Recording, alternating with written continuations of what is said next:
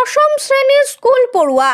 মর্মান্তিক ঘটনা ঘটেছে শনিবার সকাল নাগাদ মুর্শিদাবাদ জেলার ফারাক্কার অর্জুনপুর গ্রাম পঞ্চায়েত এলাকায়।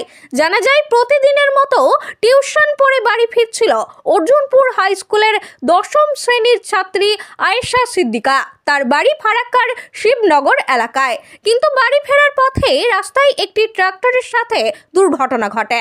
তারপরেই তাকে গুরুতর জখম অবস্থায় পার্শ্ববর্তী অর্জুনপুর প্রাথমিক স্বাস্থ্য কেন্দ্রে নিয়ে যাওয়া হয়। তার অবস্থা আশঙ্কাজনক হওয়ায় প্রাথমিক চিকিৎসার পরে অন্যত্র স্থানান্তর করা হয়।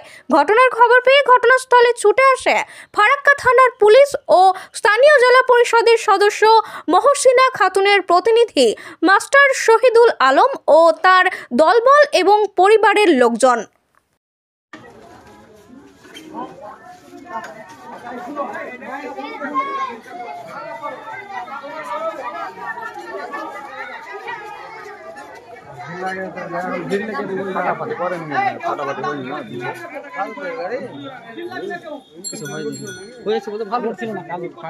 কি মারতে ফারুক গাড়ি